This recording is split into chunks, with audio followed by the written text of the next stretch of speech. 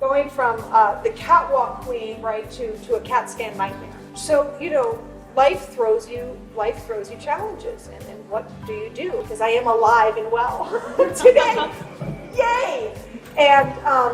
But so you go from the celebrated, incredible experience that I had at the top of one of the arms of the entertainment industry as a very young person, thinking that anything I touch is just going to be great. Well, Hollywood kicked my ass when I got there because they were like, model, next.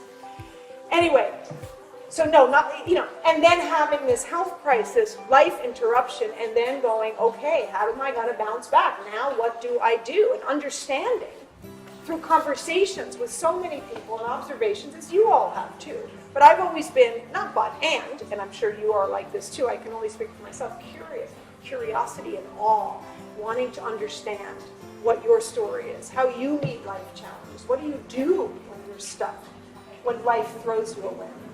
So how do you meet the challenge, Then how do you bounce back? How do you rise up? And for me, it has always been, so the tools that I want to share with you of what got me through, and it started, some of this stuff, unbeknown to me, you're just living, you're being raised. My mother was very ahead of her time with health food and nutrition. I grew up with a lot of the stuff that's in this incredible place, supplements and vitamins and eating organic food and she was a single working mother. There's no trust fund family here at all. But she somehow made, and it was a different time. It was a different time. Things weren't as outrageously expensive.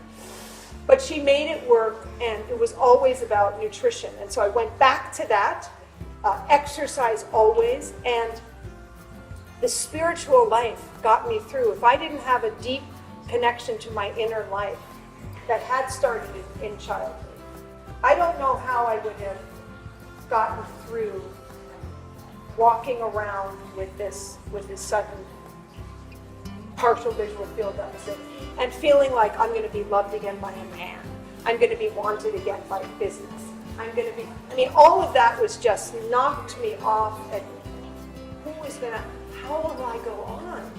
Also because I had come from such a glamorous industry with so many people that are household names that were my friends and all of that stuff, and you're all everything's smoking and drinking and everything's fabulous. And I keep wanting to stick on the glam of it, but there's a whole other side to that, as we know. But it was great in a lot of ways. But then to crash with a health crisis and then to say, who am I and what am I going to do now? What is my purpose? What is this about? Sure, I got a modeling job and an acting job right out of the hospital. So that was interesting.